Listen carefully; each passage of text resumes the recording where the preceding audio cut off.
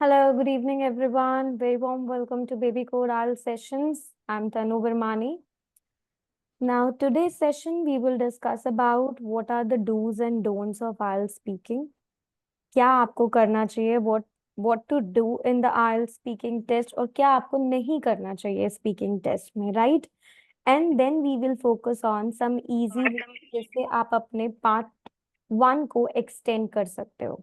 Okay, so first we will focus on do's and don'ts of IELTS speaking, and in this session we will focus on how you can extend your part 1 answers. कैसे आप अपने part 1 के answers को extend कर सकते हो. So let's get started. Do's and don'ts of speaking. Very first thing कि आपका जो speaking part 1 होता है वो 4 to 5 minutes का होता है, और आपको जो questions वहां पे पूछे जाते हैं वो होते हैं familiar questions. Familiar questions on the topic like your job, your study, your family, your hometown, your hobbies, your likes, your dislikes, right? So all the topics, जो भी questions आपसे पूछे जाते हैं वो सारे बहुत familiar topics होते हैं. ये सारे क्वेश्चंस आपसे रिलेटेड होते हैं. It's all about you. So that's why ये सेक्शन जो होता है आपका पार्ट 1 ये इजियर होता है as compare to the cue card topic, और पार्ट 3 जो कि जनरल होता है जहाँ पे आपको इन डेप्थ आंसर्स देने होते हैं. Right now what are the dos? क्या करना चाहिए आपको स्पीकिंग टेस्ट में? So we will look at 5 dos. Very first is know what to expect. आपको पता होना चाहिए कि आप क्या एक्सपेक्ट करने वाले हो एग्जाम में. Right, you should know about it. कैसे? आप इन एग्जाम आप थोड़ा सा नर्वस हो जाते हो. क्यों? क्योंकि आपको अगर कोई सरप्राइज मिल जाए वहां पे जो आपने एक्सपेक्ट ही नहीं करा, तो आप और ज्यादा क्या हो जाओगे? एंशियस हो जाओगे. सो आपको पता होना चाहिए कि पार्ट 1 में क्या आने वाला है. You must know what to expect कि पार्ट 1 क्या है, कौन से क्वेश्चंस आते हैं, किस टाइप के क्वेश्चंस आते हैं, आपको कैसे आंसर करना है. पार्ट 1 फेमिलियर होना चाहिए आपसे. So very first thing is कि पार्ट 1 के बारे में आपको कंप्लीट इंफॉर्मेशन होनी चाहिए कि पार्ट 1 के क्वेश्चंस कैसे आते हैं और उनके आंसर्स आपको कैसे देने हैं. सो बिफोर पार्ट 1 बिगिंस, 4 चीजें आपकी होती है वहां पर जो आपको कीप इन माइंड रखनी है पार्ट 1 स्टार्ट होने से पहले. Very first thing is examiner will introduce themselves and ask you what your name is. So examiner सबसे पहले क्या करते हैं? अपना नेम इंट्रोड्यूस करते हैं, आपसे आपका नेम पूछते हैं. राइट, तो आप अपना नेम सिंपली बता सकते हो that my name is this. Make sure you use the contraction names rather than name is. This will remind you to use contractions. आप speaking में contractions use कर सकते हो. Won't, wouldn't का won't, can't, cannot. So speaking में आपको contractions allowed हैं because speaking क्या होती है? Informal होती है. So then next thing is, सबसे पहले आपने इंट्रोड्यूस कर दिया. नेक्स्ट थिंग इज कि एग्जामिनर अब आपसे पूछेगा what can I call you, मैं आपको क्या बुला सकता. तो आप सिंपली बोल सकते हो यू कैन कॉल मी, जो भी आपका नेम है. राइट, अगर आपका कोई इंग्लिश नेम है तो इट्स फाइन, आप बताओ उसे. अगर आपका कोई निक नेम है तो वो भी आप बता सकते हो, बट मेक श्योर आप जो भी बता रहे हो उसे प्रोनाउंस आप करेक्टली करो. Now suppose my son's name is Yuvan. So sometime some people who are not aware of the pronunciation, they call it Yovani, Yvonne, right? So आपको प्रोनाउंसिएशन पता होनी चाहिए नाम की कि आपके नाम की क्या प्रोनाउंसिएशन है. अगर आप खुद ही अपने नेम को प्रॉपरली प्रोनाउंस नहीं करोगे तो it's a bad impression. Right, ये एक अच्छा इंप्रेशन नहीं है कि आप अपने नेम को ही अच्छे से प्रोनाउंस नहीं कर पा रहे. Right, then third thing will be examiner will ask कि वेयर आर यू फ्रॉम, कहाँ से हुआ. तो सिंपली आप बताओ that I am from Delhi, I am from Mumbai. Right, extra information देने की कोई नीड नहीं है जब तक आपका पार्ट 1 स्टार्ट नहीं हो जाए. Right, then next fourth thing will be examiner will finally ask for identification. अब वो आपसे आपकी आइडेंटिटी मांगते हैं कि आप कुछ प्रूव दो. सो identity is make sure you have your passport, कि आप अपना पासपोर्ट कैरी करो. Right, So 4 things will happen and you have to be more confident. आपको confident होना है अपने एग्जाम स्टार्ट होते ही, right? And throughout that 15 minutes.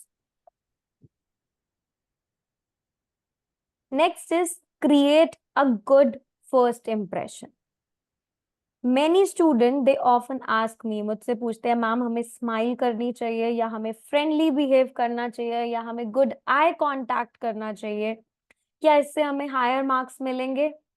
I can say no and yes too. अगर आपने आंसर अच्छा नहीं दिया लेकिन आप स्माइल कर रहे हो या फ्रेंडली हो, इसका मतलब ये नहीं कि एग्जामिनर आपको स्कोर देंगे। But yes, you can't be rude, you can't be silent, है ना? You have to smile, you have to be natural जब आप टेस्ट देते हो। There is nothing in the marking criteria, marking criteria में कहीं पे भी ऐसा नहीं लिखा कि अगर आप बीइंग नाइस हो या एग्जामिनर से आई कांटेक्ट कर रहे हो तो आपका ग्रेड अच्छा हो जाएगा, आपका स्कोर अच्छा हो जाएगा, नहीं। बट आपको कॉन्फिडेंट होने में हेल्प होती है, राइट? आपके अगर आप कॉन्फिडेंट हो, this is a speaking test, है ना, ये स्पीकिंग का टेस्ट है। अगर आप कॉन्फिडेंट हो तो आपके आंसर्स भी confidently, you can speak confidently, आपकी हेजिटेशन नहीं आएगी, तो आपके आंसर्स पे एक पॉजिटिव इम्पैक्ट पड़ेगा, राइट? अगर आप फ्लोर पे देख के बोलोगे, right, rather than looking at the examiner, आपने अपना इंप्रेशन, मतलब you are talking some other way, right? तो इट्स ऐसा लगेगा जैसे रूम में एग्जामिनर ही ना हो, और एक शॉर्ट मोनोटोन आंसर्स आपके चलते जा रहे हैं, आप कहीं पे देख रहे हो एंड कुछ बोल रहे हो, so this will lower down your score, right? Make sure कि आप एक गुड इंप्रेशन क्रिएट करो, एक ओपन एंड फ्रेंडली कॉन्टैक्ट और कॉन्वर्सेशन बनाओ एग्जामिनर के साथ, जो आपको बहुत नेचुरल साउंडिंग लगे, कि आप अपने आंसर्स कैसे दे रहे हो, नेचुरली दे रहे हो। Don't overdo eye contact thing, ज्यादा भी आई कांटेक्ट मत करो, नहीं तो वो बहुत स्ट्रेंज लगता है, राइट? जब कोई आपको स्ट्रेट देखता रहे फॉर द 15 मिनट्स, तो वो एक नॉर्मल कन्वर्सेशन नहीं लगती, राइट? सो जैसे आप अपने फ्रेंड से बात करते हो विद नॉर्मल कन्वर्सेशन, वैसे ही आपको एंटायर 15 मिनट्स में बिहेव करना है, राइट? सो इट्स बेटर कि आप ऐसा कभी ना करो कि आप हेजिटेट हो जाओ, कॉन्फिडेंस लेवल अपना लूज करो, फ्लोर पे देख रहे हो entire time and then somebody is asking you question और आप आंसर दे रहे हो, और फिर आप state away dead in the eye, so that's not a good thing, right? So एक गुड फर्स्ट इंप्रेशन क्रिएट करो, प्रिटेंड करो कि ये नॉर्मल कन्वर्सेशन है and you are fine giving the answers, right? Next do is pretend you are interested in the question. Face करो हर question को। Sometimes कुछ क्वेश्चंस ऐसे होते हैं, बोरिंग होते हैं।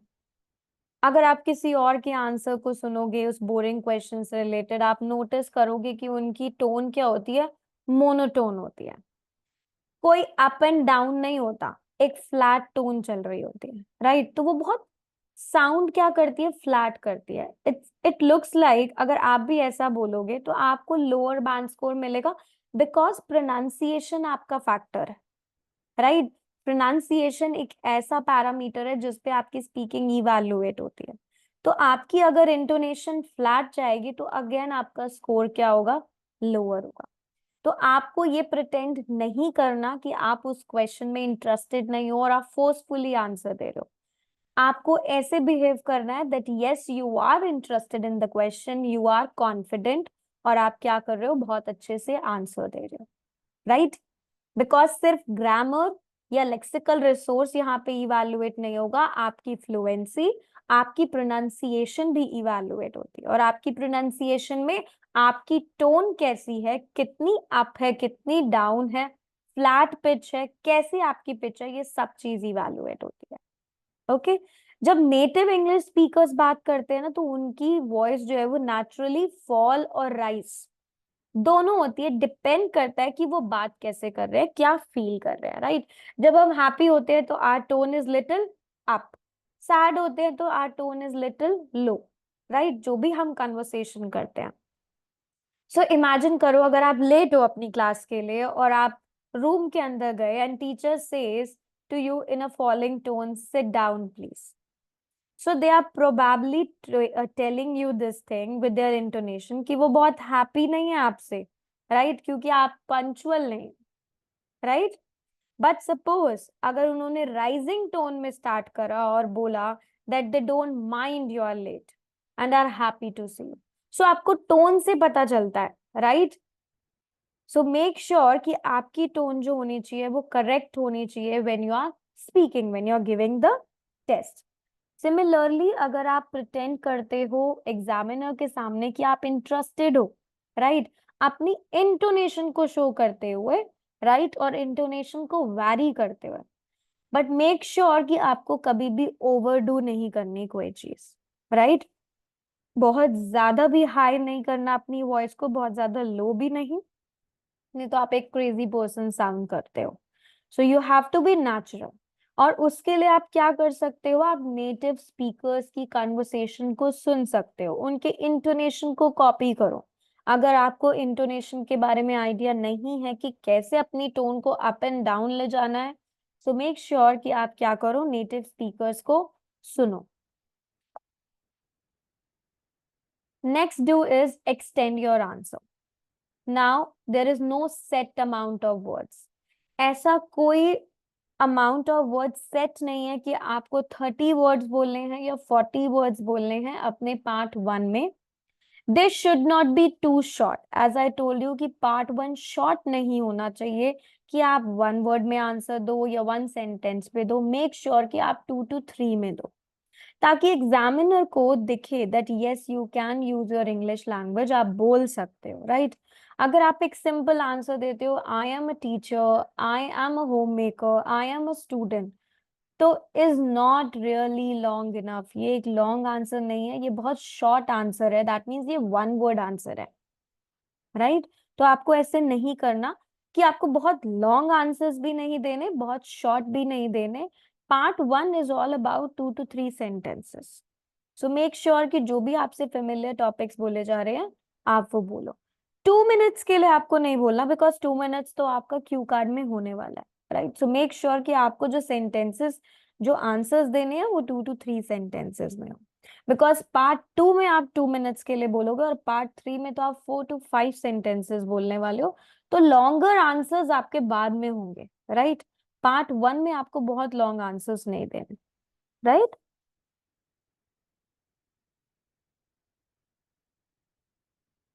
Now as a general rule, अगर आप सिंगल सेंटेंस में आंसर देते हो with a single clause, like I am from Delhi, तो आपका आंसर क्या है, वो शॉर्ट है। पार्ट 1 में आपको मोर देन 3 और I would say 3 sentence is good enough, आपको इससे ज्यादा नहीं बोलना चाहिए पार्ट 1 के आंसर्स में। Next is do a practice. अब आपको पता चल गया what to expect in the exam. First impression आपको कैसे क्रिएट करना है, प्रिटेंड करना है आपको कि आप इंटरेस्टेड हो क्वेश्चन में, एक्सटेंड भी करना है अपने आंसर्स को। अब आपको नेक्स्ट स्टेप क्या है कि आप प्रैक्टिस करो। आप मेमोराइज नहीं करो बिल्कुल भी अपने किसी आंसर को, because part 1 is very predictable. आपको प्रैक्टिस कर लेना चाहिए कुछ फेमिलियर क्वेश्चंस को, रिकॉर्ड करो, लिसन बैक करो, think about the questions, right? अब जब आप रिकॉर्ड करते हो अपने फर्स्ट अटेम्प्ट को, देन चेक करो अपने सेकेंड अटेम्प्ट को भी कि क्या आपने कोई वोकैबुलरी इंप्रूव करी फर्स्ट और सेकेंड में, क्या आपने कोई ग्रामेटिकल मिस्टेक्स करी, क्या आप उसको फिक्स कर सकते हो, कैसे फिक्स कर सकते हो, आपने फ्लुएंटली स्पीक करा या आपकी एक अननेचुरल स्पीड थी, राइट? अपनी इंटोनेशन को चेक करो, इंटोनेशन कैसी थी, आपने आंसर्स को एक्सटेंड करा कि नहीं करा, right? Did you speak clearly? So try again, keep practising जब तक आप खुद कॉन्फिडेंट नहीं हो जाते about the common topics. Clear everyone? What are the do's of the speaking? Yes, please. Yes, anyone, any doubt till here, please? Okay. Now let's talk about what are the don'ts. Now the first don't is give yes and no answer. So simply अगर हम yes या no में answer दे देते हैं, it's a very short answer. बहुत सारे ऐसे questions होते हैं जिनका आंसर yes and no से स्टार्ट होता है, बट आपको ऐसा नहीं करना, राइट आपको सिंपली यस और नो में आंसर नहीं देना, आपको अपनी इंग्लिश स्किल्स को इवैल्यूएट कराना है। You have to speak more, right. अगर आप सिर्फ यस और नो का आंसर देते हो, इसका मतलब आप एग्जामिनर को अलाउ ही नहीं कर रहे कि वो आपकी एबिलिटी को चेक कर पाए, जज कर पाए और आपको स्कोर दे पाए। सो अल्टीमेटली आपको एक लोअर मार्क मिलने वाला है, नो मैटर शायद आपकी इंग्लिश ज्यादा अच्छी हो, बट आपने अगर आंसर दिया yes no, then it is not good, right. तो आपको यस एंड नो में आंसर नहीं देना, राइट। कुछ लोग येस एंड नो में आंसर देते हैं बिकॉज वो बहुत ज्यादा नर्वस होते हैं and they want their test to be over soon as possible, but आपको नहीं करना, राइट। लास्ट सेशन में भी मैंने आपको बताया था कि कभी भी आपको अपने एग्जाम को क्विकली फिनिश नहीं करवाना, right. This is the time, this is the 15 minutes जो आपको अटेम्प्ट करना है and you have to show that you are interested in this. Examiners आपको ट्रिक करने के लिए नहीं होते, examiners are very nice also, right. जो चाहते कि आप अपना बेस्ट दो एग्जाम में and they make you feel comfortable also and they make you कि आप नर्वस भी ना हो, right, so that you can normally relive the tension, right? So it's better, don't give yes and no answer, always extend your answer. Next don't is don't go off the topic. Now some student they try to tell their life story, entire history बता देते हैं अपने home town से related, या अगर उनका name भी पूछा है या वो कहाँ से है तो सिंपली उन क्वेश्चंस को वो 4 से 5 सेंटेंस में आंसर देते हैं और इररेलेवेंट देते हैं। तो आपको ऑफ द टॉपिक नहीं जाना, आपको रेलेवेंट आंसर देना है। जो क्वेश्चन पूछा गया है आप उससे रिलेटेड आंसर दो, इररेलेवेंट आंसर मत दो बिकॉज आप ऑफ द टॉपिक चले जाओगे। For example, few days back I was having a session and I asked a girl what she did in her free time, and she told me that there was to know about badminton. अब मैंने जब ये पूछा कि what she did in the free time, तो उसको अपने free time के बारे में बताना है ना, नॉट अबाउट द बैडमिंटन या बैडमिंटन के रूल्स या प्लेयर्स पॉजिटिव या नेगेटिव्स, या उसको कोई स्पोर्ट्स पसंद है, इससे मुझे कोई मतलब नहीं। आई एम आस्किंग अबाउट कि वो फ्री टाइम में क्या करती है। सो टॉपिक इज कि आप अपना फ्री टाइम बताओ आप कैसे स्पेंड करते हो। May be you play 2-3 sports, but उस स्पोर्ट्स के बारे में अगर आप मुझे रूल्स एंड हिस्ट्री बताओगे या प्लेयर्स बताओगे या स्पोर्ट्स के पॉजिटिव और नेगेटिव बताओगे, then you are going off the topic. So don't go off the topic, listen to the examiner कि आपका क्वेश्चन क्या है। Next is don't give no answer. You don't get to choose the question if you don't answer to a question, or if you simply don't like the question. You don't have choice. आपके पास कोई choice नहीं है। अगर आपको answer नहीं पता या आपको क्वेश्चन पसंद नहीं है, आपके पास कोई चॉइस नहीं है, आपको आंसर करना ही करना है। रिमेंबर कि पार्ट 1 आपसे रिलेटेड है, तो कोई भी ऐसा क्वेश्चन हो ही नहीं सकता जिससे आप समझो ना या जिसका आप आंसर नहीं दे सकते, because it's all about you, your likes, your dislike. तो इफ यू डोंट अंडरस्टैंड, अगर आपको कोई वर्ड नहीं समझ आ रहा, वो एक्सेप्टेबल है, वो 1 वर्ड आप बोल सकते हो एग्जामिनर को कि वो एक्सप्लेन करे आपके लिए, राइट। रिपीट करे क्वेश्चन को अगर आपको नहीं समझ आया, but as I told you कि आपको ये बार बार ये प्रिविलेज नहीं मिलेगा कि आप एवरी टाइम या एवरी क्वेश्चन को अननेसेसरी पूछते जाओ एग्जामिनर से, राइट। सो अगर आपको कोई आइडिया नहीं है, be honest with the examiner, उनको बोलो कि you don't really know about it, right. Let me just think about it, right. ये एक एग्जाम है और ये एग्जाम आपकी नॉलेज का नहीं है, ये टेस्ट ऑफ योर इंग्लिश है, ये आपकी स्पीकिंग कितनी अच्छी, right. Next is don't speak very quietly. Now one of the annoying thing for examiner is कि आपकी इंग्लिश कितनी भी अच्छी हो, अगर वो आपको नहीं सुन पा रहे हैं, वो आपको हाई स्कोर नहीं देंगे, right. So this has lot to do with confidence and shyness. Make sure कि you are not talking to the floor. अपने आप से बात नहीं करनी है, right? You have to speak a little louder. अगर एग्जामिनर आपके सामने बैठे हैं तो एटलीस्ट आपको इतना लाउड तो बोलना है कि एग्जामिनर आपका जो टेस्ट है वो रिकॉर्ड हो रहा है, वो उसे रिकॉर्ड कर पाए, राइट? रिकॉर्ड नहीं करेंगे तो आपका इवैल्यूएशन कैसे हो?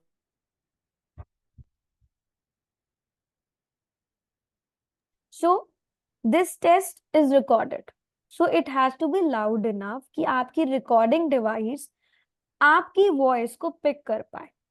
अगर आप बहुत क्वाइटली बोलते हो तो आपकी रिकॉर्डिंग कैसे होगी, राइट?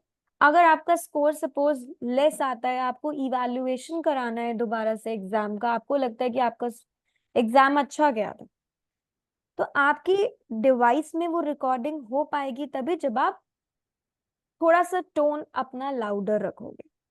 सो इसलिए कैसे आप प्रैक्टिस करो, रिकॉर्ड करो खुद को, प्लेबैक करो, चेक करो कि आप खुद को क्लियरली सुन पा रहे हो या आपको अपनी वॉइस का वॉल्यूम अप करना चाहिए, अपनी टोन लाउड करनी चाहिए, right?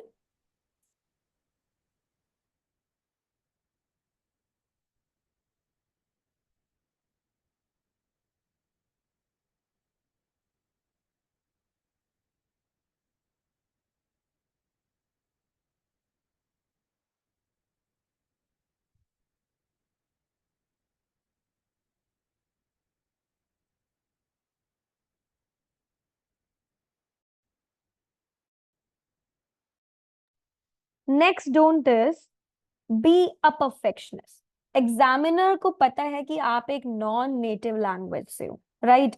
English is not your language, so make sure, see one thing is वो आपसे परफेक्शन नहीं एक्सपेक्ट करते, दे नोज कि आप एक नॉन नेटिव स्पीकर हो, right? So if you are constantly thinking कि परफेक्ट ग्रामर, परफेक्ट वोकैबुलरी हो, आपकी फ्लुएंसी, आपकी प्रोनाउंसिएशन रिड्यूस हो जाएगी। आपको ऐसा नहीं सोचना। Don't be a perfectionist but yes, give your best, क्योंकि फ्लुएंसी, कोहेरेंस एंड प्रोनाउंसिएशन ये 50% ऑफ योर मार्क्स होते हैं। 4 पैरामीटर्स 25% ईच स्कोर आपका डिवाइड होता है एंड देन आपको टोटल बैंड स्कोर मिलता है। सो अगर आपके हाफ मार्क्स फ्लुएंसी और प्रोनाउंसिएशन में चले गए देन यू हैव ओनली 50%। तो speak as naturally as possible, right? Natural speed के साथ clear pronunciation, grammar and vocabulary also, right?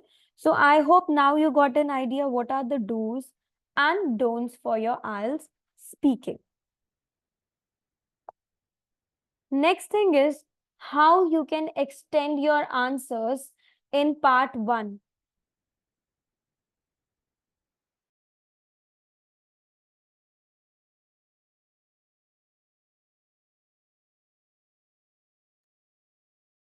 Now let's see some examples how you can extend your answers in part 1. Very first is when you have to talk about feelings and opinion. जब आपको क्या extend करना है अपने answer में, अपनी feeling, आपका question जो है वो किस पे डिपेंड है? About feelings and opinion. So see how you can extend your answer. Question says what do you like to do in your spare time, right? As I asked that student that what she did in the spare time, वो क्या करती है अपने spare time में, अपने free time में. Now if you say, अगर आप ये आंसर देते हो कि I like shopping, आपने सिंपली ये आंसर दिया I like shopping, this is not the required answer. ये बहुत yes and no वाला और शॉर्ट भी नहीं है, वन वर्ड आंसर है. आपको आंसर कैसे देना है? I like shopping because I love trying on new clothes and I always feel more confident when I'm wearing a new outfit. Can anyone try? What do you like to do in your spare time? Yes, please. Anyone who would like to answer this? What do you like to do Hello. in your spare time? Yes, Kashav, you want to try? Yes. Yes, please. Uh, Actually, it's depend on situation. If I have lot of time, so I prefer to go shopping, or otherwise I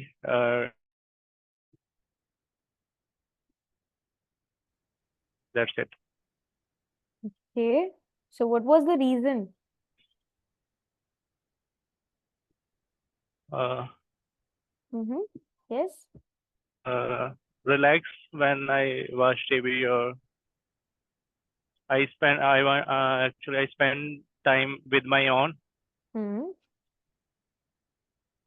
I'm a person who likes to spend time on my own, either own. by watching TV or going for a shopping or going for a movie, right?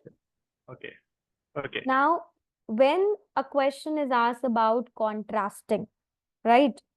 So one of the easiest way कि आप कैसे contrast कर सकते हो? Suppose your question is, how long have you worked there? So अगर आपने ये answer दिया, I have worked there for 3 years, ये तो एक one word आंसर हो गया, right?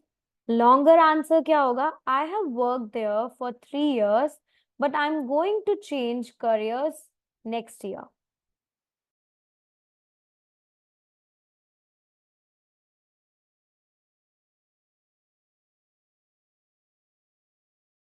So you have to extend your answer, right? आपको one word में आंसर नहीं देना, at least 2 sentences or 3, that's up to you.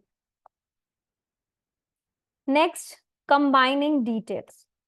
Instead of giving answers, आप कुछ extra detail दो. जैसे कि अभी spare time का question था. I gave an example कि आप spare time में क्या करते हो? Shopping भी करते हो, movie भी देखते हो. You want to be alone, right? So you are combining details also. Now, if a question is, do you live in a flat or a house? And you say, I live in a house. तो ये again एक short answer हो गया. आप अपने answer को कैसे extend करोगे? I live in a house with my 2 brothers and my mom. We have also got a dog and a cat. आपने अपने answer को extend करा, right? So part 1 में आपको ऐसे ही अपने answers को extend करना है, short में answers नहीं देने. Past comparison. अब आपसे पूछा गया डू यू प्ले स्पोर्ट, आपने बोला I play football. Again a one word answer. Longer answer, I used to love basketball but now I play football more because that's what my friends are into. तो आपने comparison भी कर दिया पास का कि पहले मैं बास्केटबॉल खेलता था और अब मैं football. So it's up to you कि आप कंबाइन करके करो एक्सटेंड, कंपैरिजन करो. Depends on the question and depends on you कि आप कैसे एक्सटेंड कर रहे हो अपने आंसर को, राइट? अब do you live in a flat और अ हाउस, आप पहले का भी बता सकते हो कि 2 months back I was living in a flat और now I am living in a house or I'm living in an apartment, right? You can use any functional language here. Adding reasons. Do you like your job? मैंने question था Yes. Yes, Meet. Ma'am, मेरा question था like इसमें question था do you live in a flat और house, like ये present की बात कर रहे हैं तो हम पहले प्रेजेंट के बारे में बताएंगे फिर पास्ट के बारे Yes, में बताएंगे अगर exactly. बताना हो. करेक्ट करेक्ट, बिल्कुल करेक्ट. तो आप प्रेजेंट का बताओगे एंड देन आप ये भी बता सकते हो कि आप पहले कहाँ रहते थे, और या फिर आप फ्यूचर प्रिडिक्शन भी बता सकते हो, राइट? कि I am planning to move लेकिन टू अ फर्स्ट न्यू तो हाउस. हमें प्रेजेंट के बारे यस में बताना है ना. यस, सबसे पहले आपको यही बताना है कि आप अभी कहाँ रहते हो. Do you live in a house और अ फ्लैट? अभी yes, then you flat. Can extend your answer.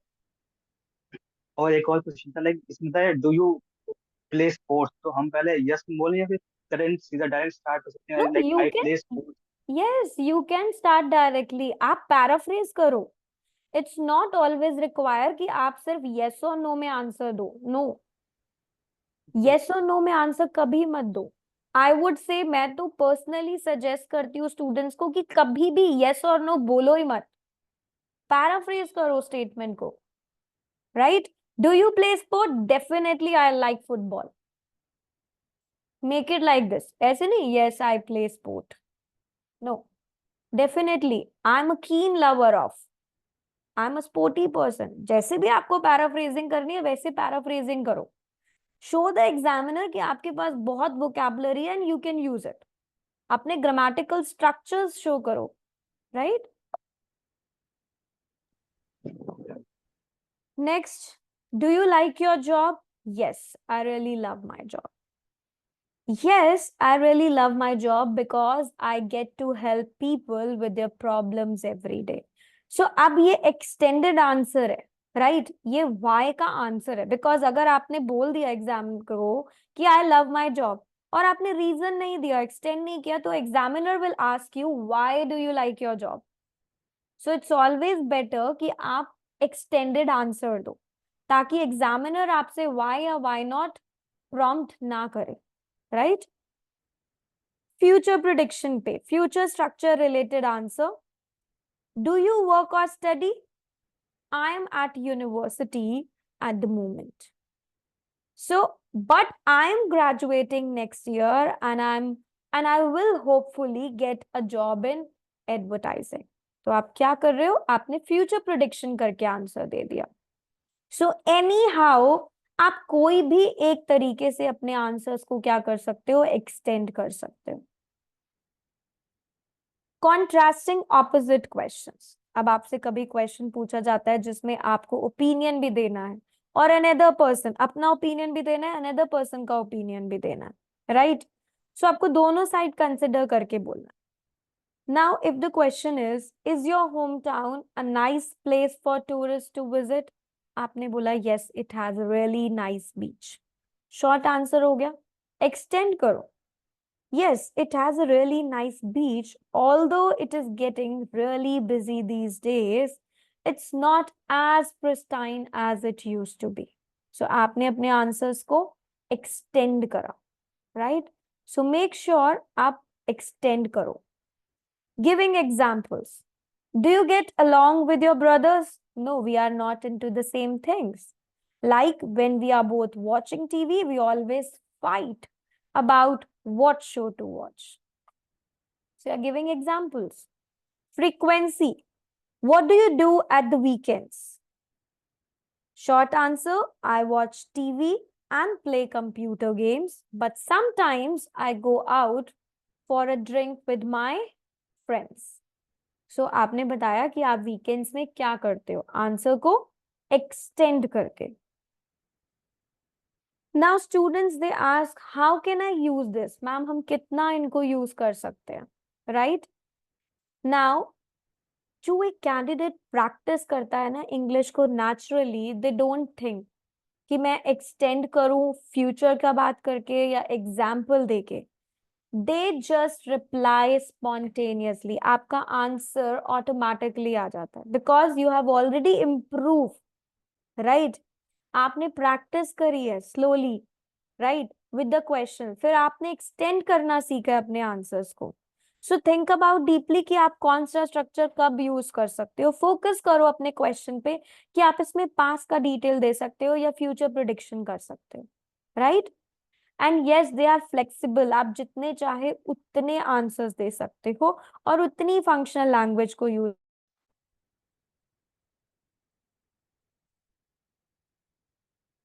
Let me share my screen again.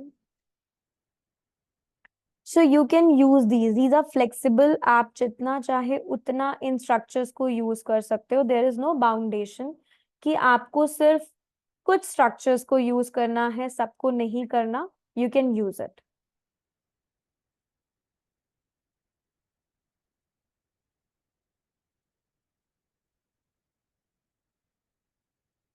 Clear? So they are totally flexible. You can combine 2 or 3 structures. आप उनको combine करके अपने answer को impressive answer बना सकते हो. It's up to you. आप कितने भी structures को use कर सकते हो. Okay? So I hope now you got an idea how you have to extend your answers in part